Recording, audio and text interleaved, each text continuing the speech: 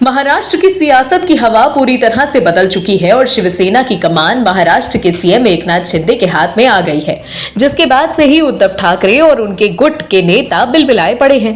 उद्धव ठाकरे को सत्ता और पार्टी गंवाने के बाद एक बात ये समझ में आ गई है कि मोदी का मुकाबला करना उनके बस की बात नहीं है।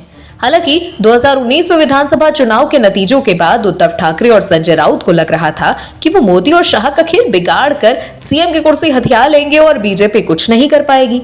एमवीए सरकार के गठन के बाद संजय राउत से लेकर तमाम एमवीए के नेता ये बयान देते नहीं थकते हैं कि अगले 25 साल तक वो सत्ता में बने रहेंगे, लेकिन 2.5 साल में ही उनकी कुर्सी चली गई और उद्धव ठाकरे को ये भी समझ आ गया कि बीजेपी को हराना मुश्किल ही नहीं, नामुमकिन जैसा है।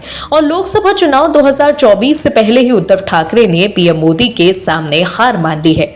वहीं उद्धव ठाकरे को यह भी पता चला कि कांग्रेस जो राहुल गांधी की भारत जोड़ो यात्रा के बाद यह दावा कर रही है कि वो बीजेपी को हरा देगी, वो भी भगवा दल का बाल भी बांका नहीं कर सकती। राहुल गांधी जो अपने आप को मोदी के सामने प्रोजेक्ट कर रहे हैं, उन पर उद्धव ठाकरे को भी भरोसा नहीं है। तभी तो उद्धव ठाकरे ने विपक्ष से एकजुट होने की गुहार लगाई है। दरअसल शिवसेना का नाम और चुनाव चिन्ह गंवाने के बाद उद्धव ठाकरे गुट ने बीजेपी से लड़ने के लिए विपक्षी दलों से एकजुट होने की अपील की है। ठाकरे गुट के मुखपत्र कहे जाने वाले सामना में विपक्ष की एकता का पेच शीर्षक से संपादकीय लिखा गया है। इसमें कहा गया है कि अगर सभी विपक्षी दल समय पर सतर्क नहीं हुए और एक साथ नहीं आए तो 2024 का लोकसभा चुनाव देश का आखिरी चुनाव साबित होगा। सामना में उद्धव ठाकरे ने विपक्ष को नसीहत देते हुए लिखा है कि अगर मौजूदा बीजेपी से लड़ना है तो अलग संसार या चूल्हा जलाकर नहीं लड़ा जा सकता। विपक्षियों की एकता की वज्र मुट्ठी बनाए बिना लड़ना संभव नहीं है। अभी कांग्रेस अकेले बीजेपी से नहीं लड़ सकती है। विपक्ष की एकता के लिए हमारे बहुत ईमानदार प्रयास हैं। हालांकि उद्धव ठाकरे को यह भी मालूम है कि विपक्षी एकता इतना आसान काम नहीं है।